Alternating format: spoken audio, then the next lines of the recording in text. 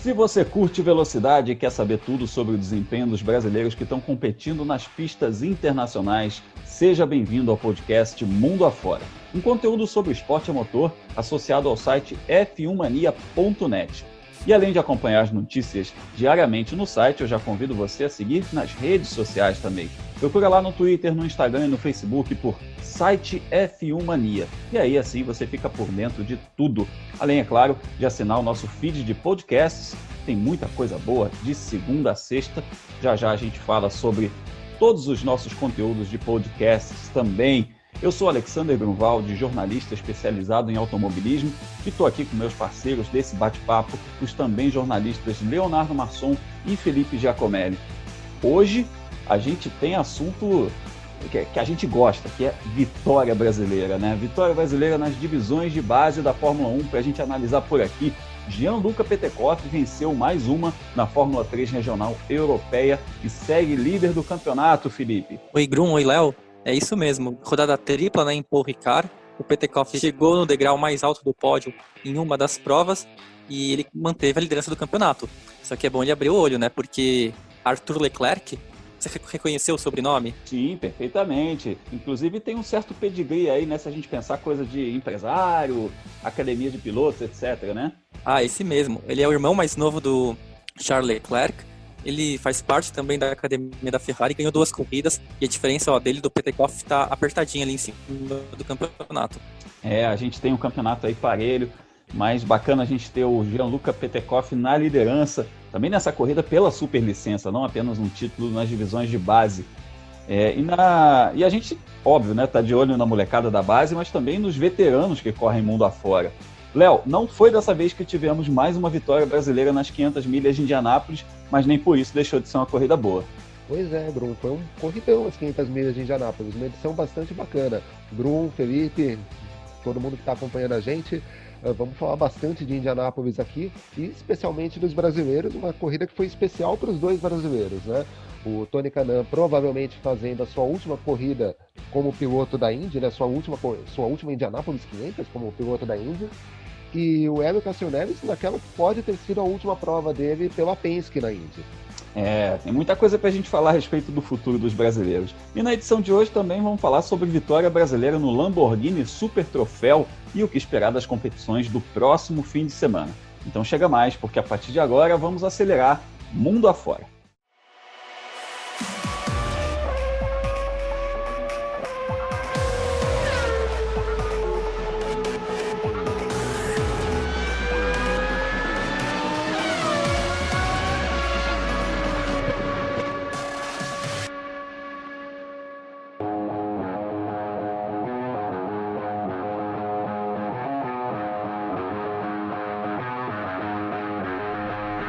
A nossa viagem mundo afora começa nos Estados Unidos e desembarca em Indianápolis, no tradicionalíssimo circuito Indianapolis Motor Speedway, o templo, o berço do esporte a motor nos Estados Unidos, o oval mais famoso do mundo, que não teve público em 2020, a 500 milhas de Indianápolis, que já teve a sua data alterada para agosto, de maio para agosto, que é uma coisa que já mexeu com a história da prova de alguma maneira, e além disso não teve público. Mas foi a maneira da gente ter 500 milhas de Indianápolis em 2020, um ano tão difícil, um ano tão atípico para o esporte como um todo, para a sociedade como um todo, e a gente teve as 500 milhas de Indianápolis, isso que é o mais importante, e a gente viu uma corrida no tradicional esquema de Indianápolis. Eu até brinquei no Twitter, né, que 500 milhas de Indianápolis é aquela coisa, né? Até a volta 150 é uma corrida de endurance, você tem que preservar seu equipamento, você tem que se manter ali na volta do líder. A partir da volta 151, você tem que começar a fazer a sua estratégia se pagar, e nas 12 voltas finais é aquele negócio de UFC, né? Você tem que fazer acontecer de alguma forma, né? E o que a gente viu nesse finalzinho, inclusive, foi uma briga muito intensa do Takuma Sato, do Graham Rahal, do Scott Dixon. Foi uma corrida muito intensa nas últimas 30, 40 voltas, e uma vitória merecidíssima do Takuma Sato, 2 vezes vencedor das 500 milhas de Indianápolis 2017 e 2020. Curiosamente, o pessoal até levantou isso nas redes sociais, curiosamente, os 2 anos em que o Fernando Alonso participou, Então tá Kuma Sato 2, Fernando Alonso 0. Mas é uma corrida que mostrou aí, inclusive, que essa corrida, essa prova é especial. Por mais que a temporada da Indy esteja aí com seus altos e baixos, a gente tem algumas corridas boas, outras nem tanto, mas 500 milhas é 500 milhas, a gente sempre tem que dar atenção para essa corrida. E falando especificamente dos brasileiros, a gente teve Hélio Castro Neves na 11ª posição, depois de largar em 28º, e o Tony Kanaan em 19º lugar. Ele chegou a andar ali entre os 10 primeiros também, mas no final precisou economizar combustível e despencou um pouquinho na classificação. Léo, foi uma corrida em que a gente começou a sonhar em determinado momento a respeito dos brasileiros ali no top 10, mas infelizmente não deu, né? Não, pois é, a gente chegou a pensar, principalmente no comecinho da corrida, né? Após a primeira relargada, na verdade, quando a gente viu que o Tony subiu bastante de posição, entrou no top 15 naquele momento da prova, e a Penske aprontou uma estratégia um pouco diferente pro Hélio, né? Fazendo com que ele pintasse ali na 5ª posição, em determinado momento, até na 4ª colocação da prova. Então deu aquela esperança de que com uma estratégia diferente, uma tática diferente, eles pudessem chegar. Mas acabou que não aconteceu. O Hélio até teve um final de corrida interessante, conseguindo avançar algumas posições, quase beliscando ali o top 10 da prova, que seria espetacular, principalmente levando em conta que o Hélio não é um piloto que disputa a temporada ou então algumas provas do campeonato. Ele é um piloto que só faz Indianápolis, né, já há algum tempo, e o Tony vinha muito bem, né, ele continuou com esse avanço devagar, né, dentro daquilo que a AJ Foyt permite para ele, mas no final da prova, você citou, né, nas últimas 20 voltas, vira o UFC, a gente brinca, né, acaba o amor e o pessoal quer tentar ganhar a corrida de qualquer forma. Nesse momento que o Tony deveria buscar ir para frente, ele recebeu pedido para economizar combustível e aí ele não teve muito o que fazer, acabou em 19º. Mas foi uma atuação boa dos brasileiros, sempre levando em conta as condições que eles têm, né? O Hélio só participando de uma prova, o Tony correndo nesse ano especificamente só em ovais e para uma equipe que é um pouco mais fraca que as demais. Foi uma boa atuação deles. A gente tem que lembrar também uma coisa, foi o primeiro ano das 500 milhas de Indianápolis com o Aeroscreen, ou o Shield, como queira chamar, aquela proteção, aquele para-brisa na frente do carro. Isso causou também um pouco de turbulência. Os pilotos reclamaram muito, era mais difícil ultrapassar, era mais difícil acompanhar o carro da frente por causa disso, mas é aquilo, né? Um projeto que não foi concebido originalmente dessa forma.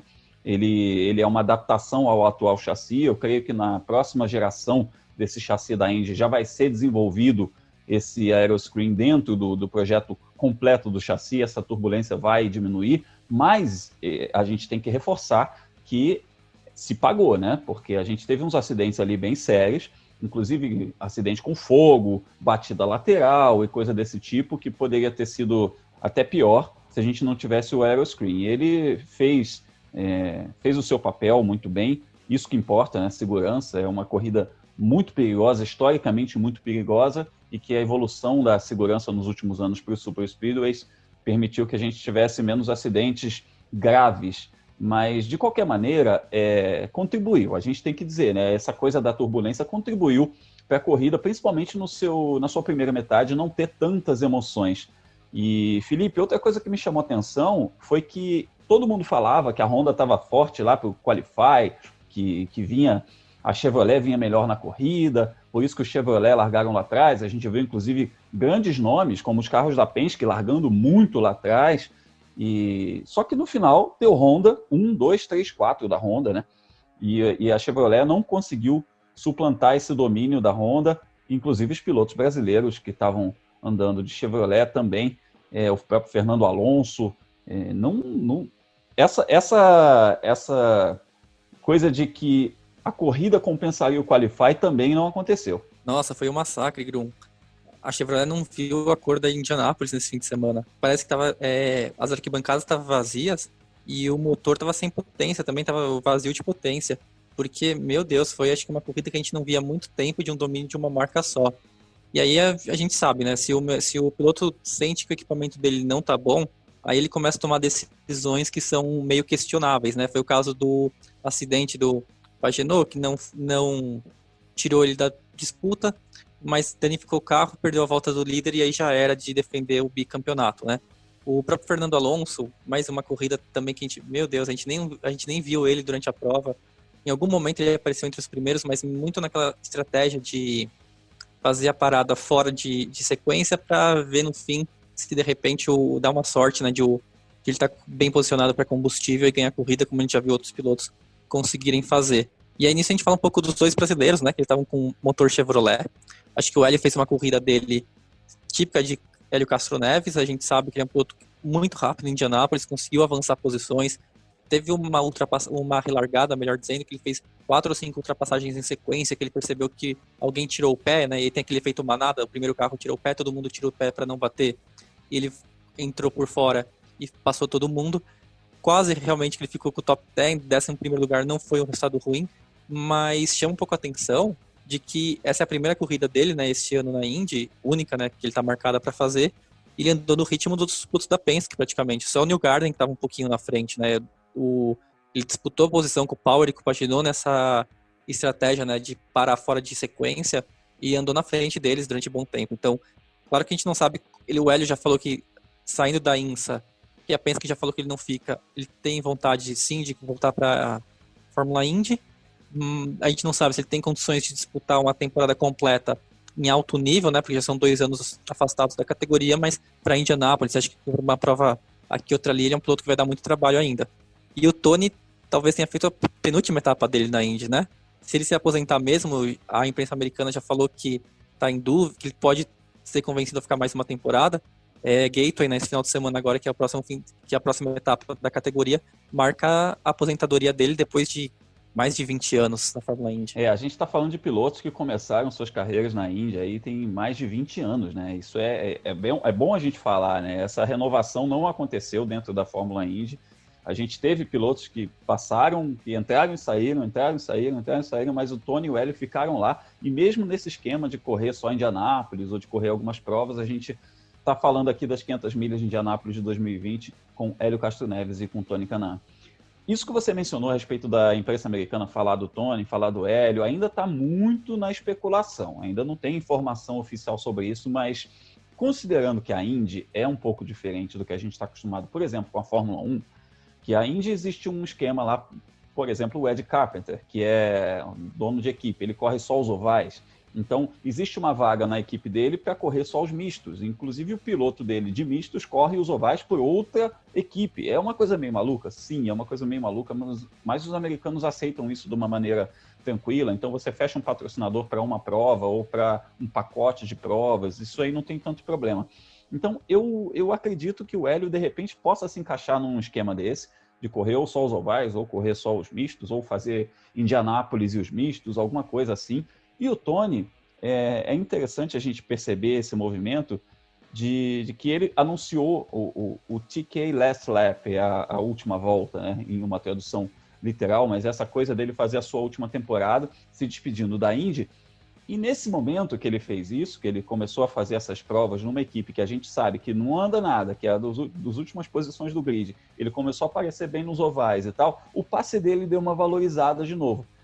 E aí a gente vê equipes que de repente olham para um cara desse e falam, pô, mas para eu andar com esse cara aqui que comprou uma vaga e andar com o Tony Kanaan, que é um cara que já foi campeão, já ganhou em Indianápolis e entende do riscado, pô, começa a balançar um pouquinho, né, Léo? A gente vê hoje os dois brasileiros, mesmo sendo veteranos, ainda com seus passes valorizados e mais que isso, com passe livre no mercado. Pois é, e ainda sobre o Tony tem um outro detalhe, né, Grum? Quem acompanha o Tony nas redes sociais, coisa de uma semana antes de começarem as atividades para Indianápolis, ele comentou sobre fazer uma nova última volta, porque esse campeonato desse ano, as provas não têm tido público, então ele não tem conseguido, de repente, promover essa última temporada da forma que ele desejaria, então ele já tem considerado, sim, fazer mais uma temporada. Né? Oficialmente, essa foi a última Indianápolis 500 dele, mas quem sabe, como você disse, o passe dele tem se valorizado, ele tem conseguido bons desempenhos nas provas de ovais que ele vem participando no ano, tem alguns top 10 na temporada, então ele conseguiu, por uma equipe pequena, se valorizar. De repente ele pode conseguir uma vaga, ainda que para não fazer a temporada integralmente, mas ele pode conseguir uma vaga para se manter no grid da Indy, sim. E quanto ao Hélio, apesar dele também ser bastante veterano, mas a gente tem visto, principalmente nas provas da IMSA, e aí a gente fala especificamente da última etapa que a IMSA realizou com protótipos, da qual ele deu um verdadeiro show, que ele tem lenha para queimar. Você vê as atuações que ele teve, que ele vem tendo na IMSA, observa a Indianapolis 500 que ele fez nesse último final de semana, ele tem espaço no grid sim. Óbvio, talvez ele não tenha lenha para ser um piloto que brigue constantemente por vitórias, vá brigar por campeonatos, como ele fez durante praticamente toda a trajetória dele pela Penske enquanto piloto integral na Indy. Mas ele é um piloto com capacidade para conseguir alguns bons resultados na Indy, sim. De repente, para alguma equipe média, é um nome bastante interessante. Felipe, difícil é a gente ter aquela informação mental de Hélio Castro Neves não estar correndo na Penske, né? Que a gente acostumou de tantos anos do Hélio na Penske que se ele fechar com outra equipe, a gente vai ter até dificuldade de escrever o nome de outra equipe associada ao Hélio Castro Neves. Acho que é o mesmo choque que a gente teve quando o Tony Kanaan não correu mais com o carro verde e branco, né? A gente acostumou tanto ver ele com aquele carro daquela marca que tem 3 números. E. Pode falar o 7-Eleven, sem problema. Pode falar, tudo bem, então. Do 7-Eleven, que depois quando ele foi pra KV, depois na Ganassi, até ficou estranho. Ainda mais quando a Ganassi também, né, saiu do vermelho, também, pra quem acostumava a ver a categoria, dá esse choque. Mas essa é uma boa questão, né? Se o Hélio vai conseguir se adaptar a um outro ambiente, porque ele está dentro de uma metodologia da Penske. A gente sabe que o Roger Penske, entre os chefes de equipe, é o que é o mais linha dura, digamos assim. E vamos para, né, que ele exige 100% de foco, 100% de dedicação e 100% de respeito às regras da Penske.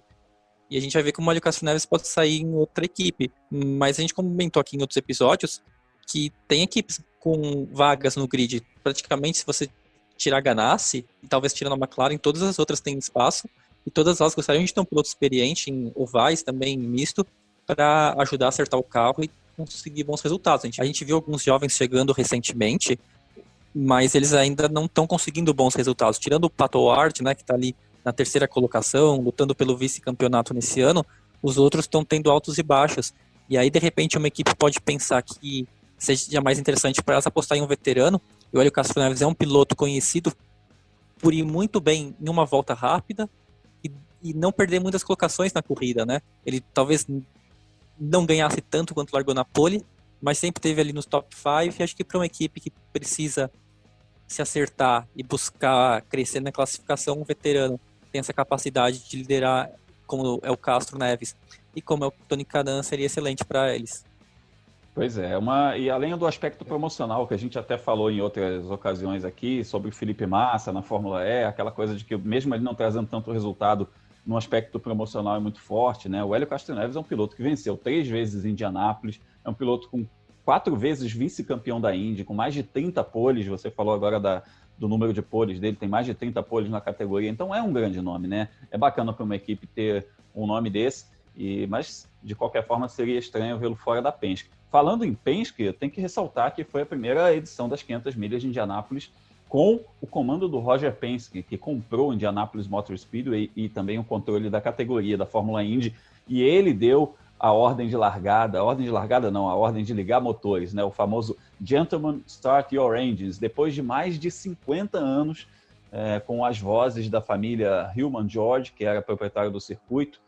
Foi lá o senhor Roger Penske, eu achei isso muito emblemático. Eu confesso a vocês que eu me emocionei nesse momento, que eu falei, cara, o quanto isso é emblemático, o quanto isso é forte para a história do automobilismo, a gente ter o Roger Penske fazendo isso. E outra coisa muito forte e emblemática também foi o carro de 2 lugares, que geralmente tem um convidado com o Mario Andretti andando à frente do grid, com um convidado, como não tinha público, não tinha convidado, esse convidado foi o Michael Andretti, o filho dele. E como a gente teve na pole position um Marco Andretti, olha que coisa legal, a gente teve 1, 2, 3 ali, o avô, o pai e o filho andando em sequência nessas voltas de apresentação, no comecinho ali das 500 milhas de Indianápolis. Então foi outro momento muito bacana, a Fórmula Indy resgatando também a sua história, é muito bacana a gente ver isso, é uma categoria que tem muita história, Indianápolis é uma prova muito importante, e é muito bacana a gente ver isso, essas tradições, essas raízes sendo valorizadas. E a gente espera que os brasileiros tenham bons esquemas para competir na Indy, porque com a gestão do Roger Penske, eu vejo a Indy se solidificando ainda mais. Eu só quero finalizar esse assunto em Indianápolis falando que a gente teve categoria de base, né? A USF 2000 correndo em Indianápolis, não no oval de Indianápolis, mas num ovalzinho ali do lado, que é o Lucas Oil, e tivemos Dudu Barrichello e Kiko Porto. Não foi um bom fim de semana para eles. O Dudu foi 10º colocado e o Kiko foi 14º. Eles voltam a competir nos dias 3 e 4 de setembro em Indianápolis, mas no circuito misto de Indianápolis, e por uma briga aí pela... Eu poderia dizer até pelo vice-campeonato. O Christian Rasmussen lidera o campeonato depois de ganhar todas as corridas até o momento. O Dudu Barrichello é o 4º, né, nessa temporada, e o Kiko Porto é o 16º, lembrando que ele disputou uma etapa a menos, então ele está com corridas a menos. Já foram 6 provas disputadas e faltam 8. Então vamos nessa, vamos sair dos Estados Unidos, vamos sair da América do Norte para a Europa, seguindo a nossa viagem mundo afora.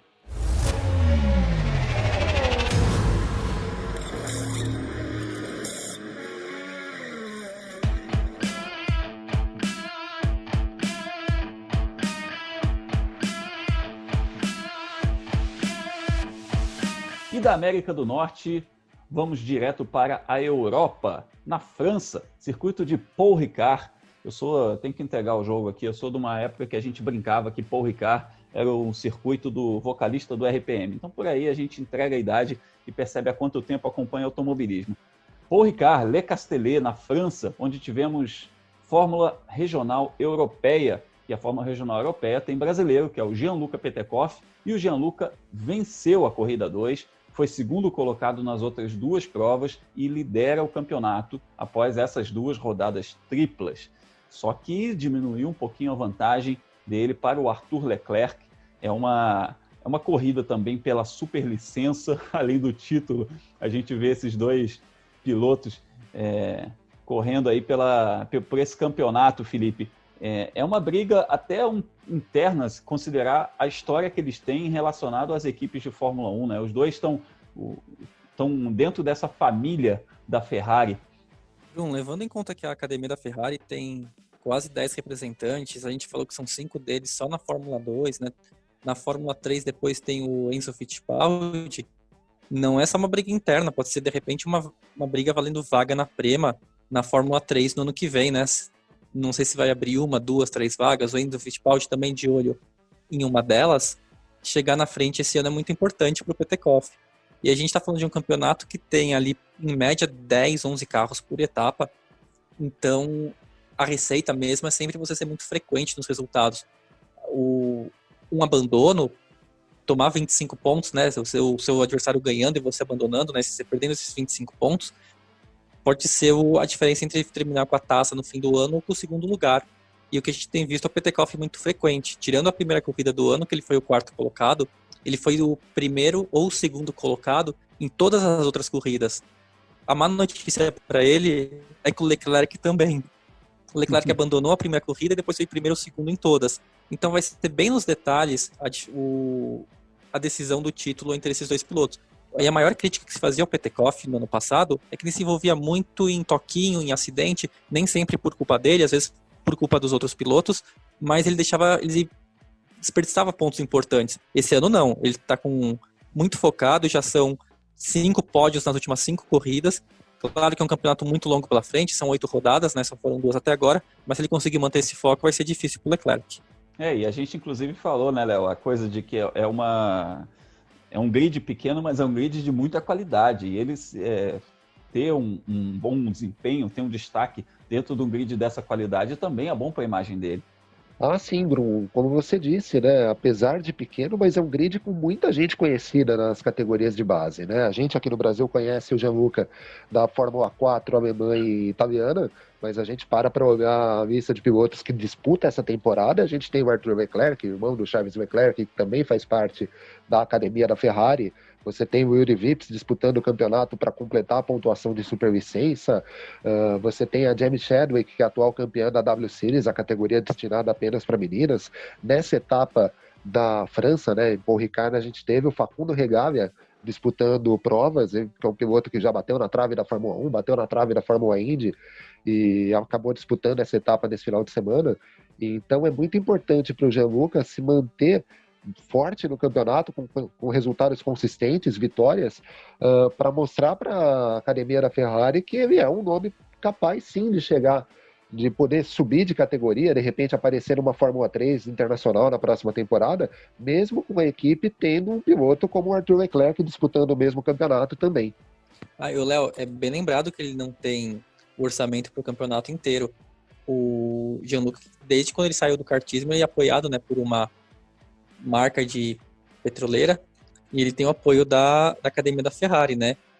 Então já fica essa questão de a gente saber se ele até o fim do ano ele consegue terminar a temporada, mas por experiência, acho que a gente já viu essa situação acontecer com vários pilotos. Quem tá na frente nunca abandona o campeonato por falta de dinheiro, né?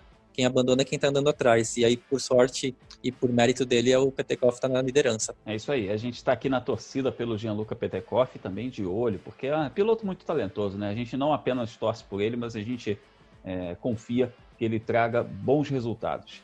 Então, da Europa, nós vamos voar de volta para a América do Norte. Vamos nessa, vamos para a Virgínia.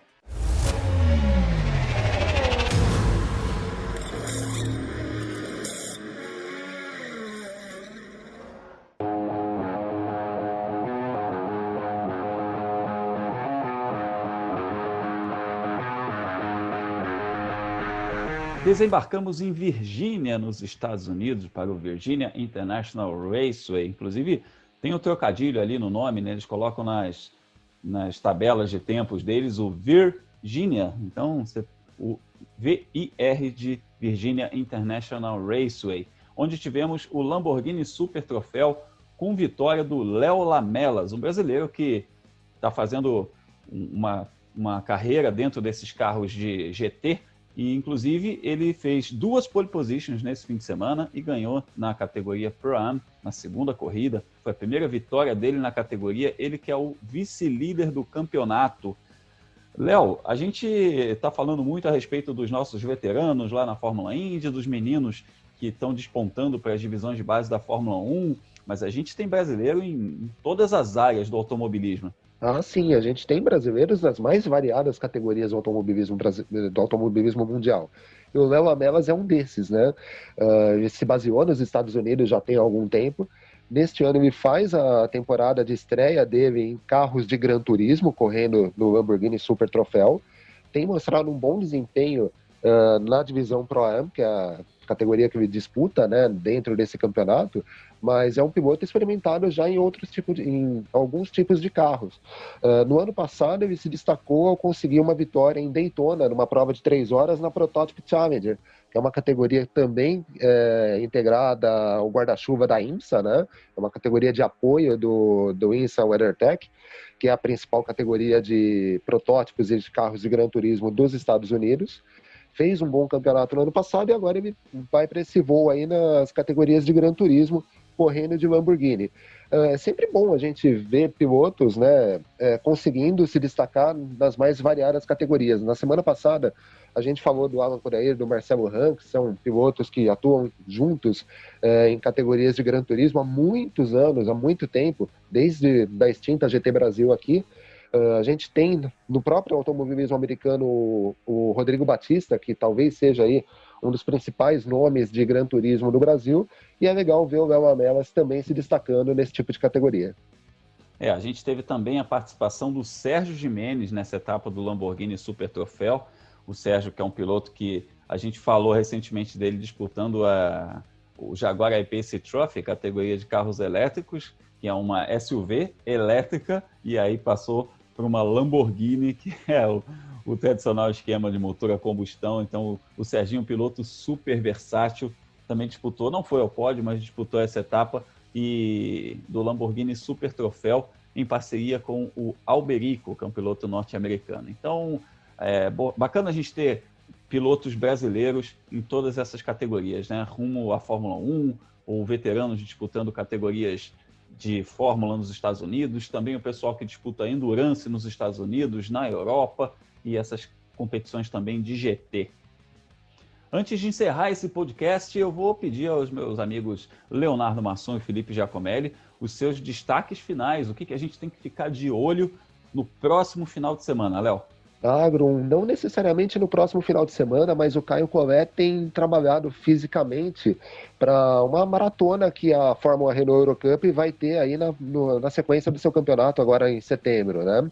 O Caio, que é o líder do campeonato lá, tem 68 pontos, está 14 à frente do Franco Colapinto, que é o vice-líder, e que vai encarar uma sequência de 3 corridas em 4 finais de semana, 3 etapas em 4 finais de semana, né? A próxima etapa deles acontece em Magny-Cours, na França, perdão, em Nürburgring, na Alemanha, nos dias 4, 5 e 6 de setembro. Na semana seguinte, aí sim, ele corre em Magny-Cours, tem uma folga de uma semana e vai para Zandvoort fazer uma terceira etapa. Lá na Fórmula Renault são sempre corridas, etapas disputadas em sistema de rodada dupla, né? Uma corrida no sábado, uma no domingo. E o Caio vem se colocando como um dos favoritos ao título nessa que é a segunda temporada dele na categoria da Renault. Bom, para quem quiser me seguir nas redes sociais, procura no Instagram, no Facebook, no Twitter, por Leonardo Marçom. A gente está falando algumas bobagens por lá.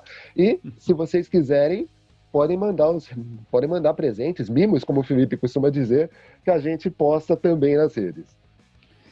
Não são bobagens, são brincadeiras. A gente leva a vida com bom humor, mas nunca falando bobagem. É isso aí. Uma bobagenzinha que não faz mal para ninguém, né, Grum? É isso aí, exatamente. Você falou de uma maratona agora de corridas, e eu tô lembrando também, o Felipe, que o Marcos Gomes também com uma maratona de corridas, né? Ele veio da Europa, correu na Stock Car a corrida do Milhão e retorna para a Europa agora. É isso mesmo, Grum. Esse final de semana vai ser de muita RPM, né? Porque a European Le Mans Series volta para Paul Ricard para a segunda etapa em Paul Ricard esse ano, né? Teve uma outra em Spa-Francorchamps, a terceira então no total.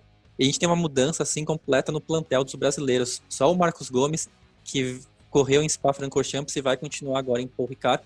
Lembrando que a Ferrari, que ele corre na divisão GTE, lidera o campeonato. O Marcos Gomes não participou da primeira etapa, então os dois companheiros dele que estão na liderança, mas ele faz parte agora do time do equivalente ao campeonato de construtores, digamos assim, né, o campeonato entre as equipes, ele está na liderança. E aí vai ter um outro brasileiro de Ferrari, coincidentemente também estava aqui no Brasil nesse último fim de semana, o Daniel Serra. Ele começa a preparação na Europa rumo a Le Mans, né, para mais uma participação nesse ano. E os outros brasileiros eles estão fora. O Thomas Erdos, que participou da etapa anterior num carro da Euro International, na divisão LMP3, ele foi substituído por outros 2 pilotos que também são considerados amadores, né? E aí ele não vai correr nesse fim de semana. Augusto Farfus, o Aston Martin, também não corre agora em Paul Ricard. E a última dúvida é se o André Negrão vai correr ou não, porque a equipe dele, a Richard Mille, é aquela equipe patrocinada pela marca fabricante dos relógios, para dar chances para as pilotas, né? As pilotas vindas da W Series ou que estavam se destacando em outros campeonatos. Ele entrou no carro porque a Catherine Legge tinha se machucado e ele faz parte da equipe em outra categoria, né? Ele corre no WEC pela Signatec, a Signatec faz o apoio técnico da equipe da Richard Mille. Mas agora a Sofia Florsch, né, que corria na Fórmula 3 junto com o Enzo Fittipaldi e com o Igor Fraga, ela vai se dedicar somente ela vai priorizar a Le Mans Series. Então, o posto do André Negrão está ameaçado. Ele não está na lista de inscritos para a prova, né? Pode ser que ele apareça de surpresa, mas a informação que a gente tem nesse momento desse podcast, ele não corre. E a gente quer sempre lembrar que nesse momento de pandemia, a gente está com a descrição aqui no podcast. E se você estiver vendo no YouTube, com a caixa postal para mandar os mimos. O Leonardo falou. E é muito importante que vocês continuem mandando para a gente. Até agora não chegou nada. E para quem quiser me seguir nas redes sociais, é só procurar por Felipe Giacomelli no Twitter ou no Instagram. O meu site, o felipegiacomelli.com, World of Motorsport, em que tem a agenda da velocidade, com os horários, os resultados e as classificações, e onde assistir as principais corridas do fim de semana nas principais categorias do esporte a motor. Isso aí, ficamos ligados na agenda da velocidade e esse projeto aí que você mencionou das mulheres, né, nesse carro das mulheres. Se entrar a Sofia Florsch, realmente natural, porque vai estar voltando para a raiz do projeto. O André Negrão, ele estava ali cumprindo um papel até de um piloto profissional que foi contratado para ser tampão naquele momento, mas o projeto ele é voltado realmente para colocar mais mulheres dentro do esporte a motor. Bom, quanto ao meu destaque final, eu vou falar a respeito de Fórmula 2, porque próximo fim de semana tem Fórmula 2 e Fórmula 3 junto com a Fórmula 1 em Spa-Francorchamps. E a gente vai ter a estreia do Yuri Vips na equipe Dames, substituindo o Shang Elael, que teve uma fratura numa vértebra na etapa de Barcelona. E você fala, poxa, mas o Yuri Vips, por que é tão importante? Porque ele é um piloto que já foi campeão da Fórmula 4 alemã, que é uma categoria super competitiva, e inclusive ele brigou por esse título com o Filipe Drugovich, que é um piloto que está muito bem na Fórmula 2 esse ano, e a Dames é um cockpit de alto nível, um cockpit onde o Sérgio Sete Câmara disputou o campeonato da Fórmula 2 no ano passado, inclusive, uma equipe de ponta, uma equipe que levou o Nicolas Latifi para a Fórmula 1 também. Então a gente tem que ficar de olho na chegada do Yuri Vips, que pode ser mais um rival forte para o Filipe Drugovich e para os outros brasileiros dentro da Fórmula 2, que é a divisão de acesso da Fórmula 1. E aproveitando para vender um peixe também aqui, né? Já que vocês falam dos mimos, eu também, se vocês quiserem chegar com algum mimo, a gente fica feliz, mas eu já fico feliz, inclusive, se você chegar lá no canal Fórmula Grum no YouTube, dá uma olhada nos nossos vídeos, tem muita coisa bacana, assine, inscreva-se, youtube.com/Fórmula Grum, e evidentemente também convido você a se inscrever no canal F1 Mania no YouTube, onde esse podcast é publicado e também onde são publicados vários vídeos diariamente a respeito do universo do esporte a motor. Bom, e se você curte esporte a motor, fica a dica, né? Assinando o nosso feed aqui de podcasts, você também fica ligado nos outros podcasts da casa, como o Full Gas, sobre o Mundial de Moto Velocidade, com o Gabriel Lima e o Gabo Carvalho, e o F1 Mania em Ponto, com notícias sobre Fórmula 1 de segunda a sexta, com o Carlos Garcia e o Gabriel Gavinelli. Nós três aqui levamos ao ar toda quarta-feira uma análise sobre o desempenho dos brasileiros no exterior, aqui no mundo afora. Então, agradeço aos meus amigos Felipe Giacomelli e Léo Masson por esse papo de hoje. E agradeço a você que está nos ouvindo. Se essa é a primeira vez que você nos ouve, seja bem-vindo. Volte sempre se você já é nosso ouvinte habitual. Muito obrigado por estar com a gente mais uma vez. A gente volta na próxima semana. Forte abraço, até lá.